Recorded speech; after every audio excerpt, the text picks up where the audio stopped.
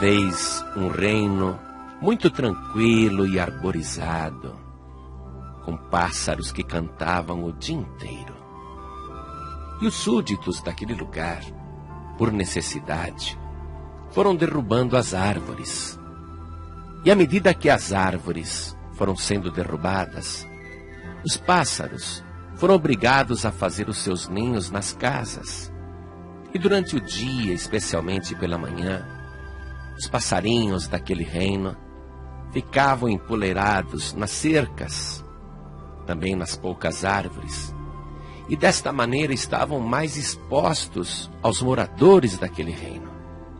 E todos naquele lugar, vendo aquela quantidade incrível de passarinhos que cantavam, passaram a se divertir atirando pedras naquelas pequenas criaturas, que indefesas eram atingidas e morriam. As pessoas faziam isto por esporte, por perversidade, por crueldade. E os pássaros daquele lugar foram morrendo.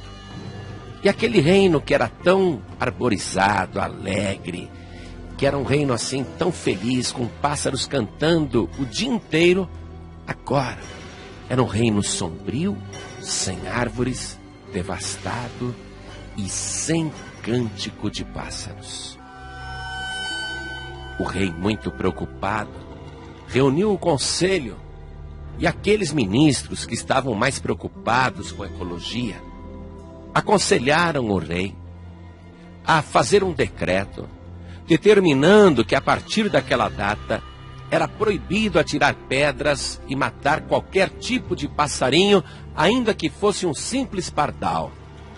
E quem se atrevesse a matar um só passarinho pagaria com a sua própria vida, fosse quem fosse.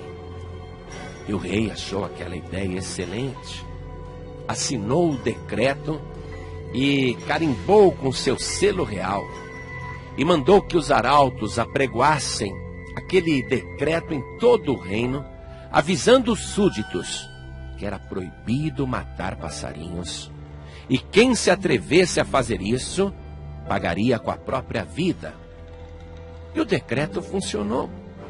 As pessoas se conscientizaram e, com medo também do castigo, pararam de atirar pedras nos passarinhos, que voltaram a se reproduzir. E as árvores, antes podadas, voltaram a florescer.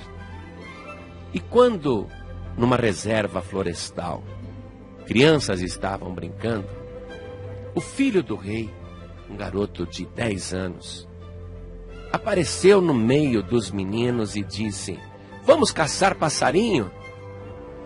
E os outros meninos disseram: "É proibido. O rei assinou um decreto que quem matar um passarinho vai pagar com a morte." E o filho do rei disse: "Ah, mas o meu pai, ele não sabe de um lugar secreto que eu vou, onde eu caço passarinhos. Vamos comigo lá, meu pai nunca vai descobrir." E os meninos, influenciados pelo Pequeno Príncipe, foram naquele lugar secreto da reserva florestal e começaram a matar os pobres passarinhos. E em pouquíssimo tempo haviam matado mais de 30 pássaros, dos mais diferentes tipos, desde pardais até canários do reino, e muitos outros sabiás. E os meninos se divertiam com aquilo. E o príncipe disse para os outros garotos: "Não contem nada para ninguém, porque se meu pai ficar sabendo, ele vai querer me castigar." E os meninos disseram que guardariam um segredo. Mas quando cada um voltou para a sua aldeia, para a sua casa, aqueles meninos não se contiveram. E cada um contou para os seus pais e para os vizinhos e para os amiguinhos, e correu a notícia em todo o reino que o filho do rei matava passarinho. E quando este assunto chegou lá no ministério, o conselho se reuniu para falar com o rei e expuseram o fato. No mesmo instante, o rei mandou que o príncipe fosse chamado na audiência. E ele perguntou para o seu filho: Filho, estão dizendo no reino inteiro que você desobedece à minha lei e que você é um matador de passarinhos. É verdade isto? E o menino, o príncipe, negou prontamente e disse: Papai, isso é uma calúnia, uma mentira. Eu jamais matei um passarinho. E o rei aceitou aquela palavra, mas os ministros não. E os ministros mandaram investigar se era verdade ou não que o príncipe matava passarinho. E colocaram espiões para acompanhar o príncipe cada vez que ele ia lá naquela reserva florestal. E pegaram o príncipe em flagrante, matando pássaros. Foram então com testemunhas e disseram ao rei: Majestade, infelizmente é verdade. O príncipe é um assassino de passarinhos. E segundo o decreto que Vossa Majestade assinou, e que não pode ser revogado, qualquer pessoa do reino que matasse um passarinho teria que pagar com a própria vida. Agora, Majestade, todo o reino quer saber qual será a sua decisão. E o rei, vendo ali as testemunhas e comprovando que realmente o seu próprio filho matava passarinhos, pediu ao conselho 24 horas para pensar. E em todo o reino criou-se uma expectativa, e as pessoas diziam entre si, ao pé do ouvido: você acha que o rei vai matar o próprio filho? A lei só vale para nós. A lei não vale para eles não, vocês vão ver. O rei vai dar um jeitinho na última hora. E as pessoas zombavam, murmuravam, criticavam. E sempre assim, soturnamente, criticavam o rei.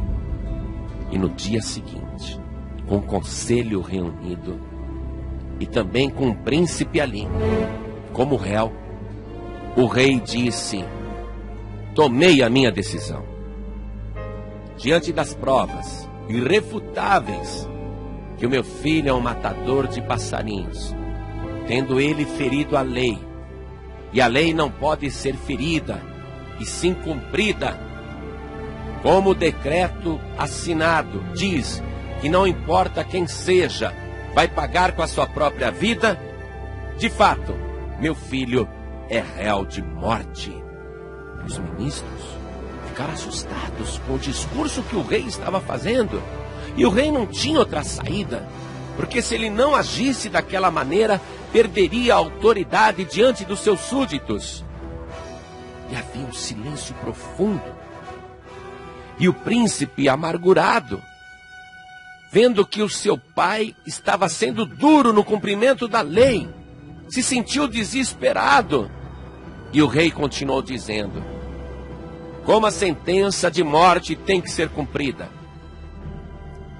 e sendo o príncipe meu filho, eu determino, por decreto que não pode ser revogado, que eu, o rei, morrerei no lugar do meu filho. Todos disseram: não, majestade, o rei não pode morrer no lugar do culpado. O rei disse: mas eu não permitirei que aquele que é meu e tem meu sangue pereça. Eu morrerei no seu lugar, e o meu decreto não pode ser revogado. Para espanto de todos, aquela cena absurda que ninguém queria que se realizasse, cumpriu-se numa tarde. E o próprio rei morreu em lugar daquele transgressor, sendo ele assassinado pelos próprios súditos. Você já compreendeu a história? Você já entendeu essa ilustração? É um absurdo, mas é a pura verdade. Nós transgredimos a lei imutável de Deus. Somos culpados. E não importa em qual item da lei eu ou você tropeçamos. Pode ser um item da lei aparentemente simples ou insignificante. Não importa. A palavra de Deus diz que quem tropeça no menor dos mandamentos se fez culpado de todos. Nós somos culpados. E a lei de Deus não pode ser revogada. Aliás, Jesus Cristo disse: eu não vim revogar a lei, mas cumprir a lei. Porém, Jesus Cristo, o Rei dos Reis, na hora de cumprir a lei, ele reconheceu a minha culpa, reconheceu a tua culpa. A lei tinha que ser cumprida rigorosamente, mas ele disse: eu morrerei no lugar do culpado. Oh, mas isso não pode! O Senhor é o Rei! Ah, mas assim foi determinado. Pela lei do céu, pela justiça de Deus, que não pode ser revogada. E Ele voluntariamente assumiu a nossa culpa e os nossos pecados, desde os mais insignificantes até os mais complicados e pesarosos, e os levou na cruz do Calvário. E foi ele assassinado pelos próprios súditos, morrendo o Rei pelo culpado. Ele morreu por mim e morreu por você. Você pode ser poupado se acreditar que Jesus Cristo, Filho de Deus, morreu para te salvar. Se você crer que Jesus Cristo, Rei dos Reis e Senhor dos Senhores, deu a sua própria vida em seu lugar. Escute só o que escreveu o apóstolo São Paulo a respeito dele mesmo, na primeira carta a Timóteo, capítulo 1, versículo 15. Esta é uma palavra fiel e digna de toda aceitação. Que Cristo Jesus veio ao mundo para salvar os pecadores, dos quais eu sou o principal. O apóstolo Paulo se reconheceu culpado, mas também reconheceu que o próprio Cristo Jesus, o Rei dos Reis, veio ao mundo para morrer em seu lugar.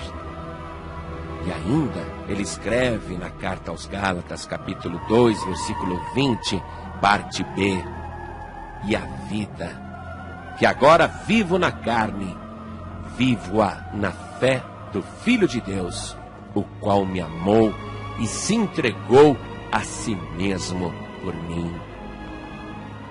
Jesus Cristo resolveu morrer no teu lugar e no meu lugar, assumir a nossa culpa por causa do seu grande amor. E é uma injustiça quando você não reconhece isso e não recebe Jesus Cristo como teu único, suficiente, exclusivo e eterno Salvador. Porque aqui mesmo na carta aos Gálatas, no versículo seguinte, o versículo 21, o apóstolo Paulo escreveu: não aniquilo a graça de Deus. Porque se a justiça provém da lei, segue-se que Cristo morreu debalde. Mas Cristo não morreu em vão. Ele morreu no meu e no seu lugar.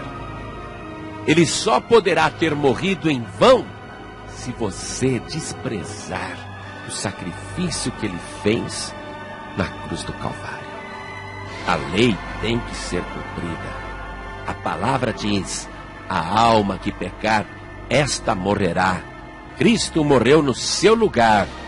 Mas se você não quiser receber este gesto de amor de Jesus Cristo, para você, ele terá morrido em vão.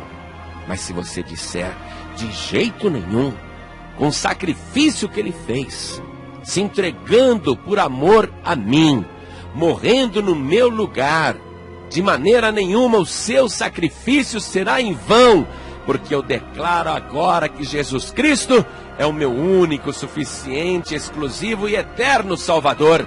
Então diga isso agora, e toda a culpa que está sobre a sua vida, repousará sobre Jesus Cristo. Ele morrendo em seu lugar, você será poupado e o teu nome registrado no livro da vida do Cordeiro, e você desfrutará da vida eterna por Jesus Cristo, o meu e o teu Salvador.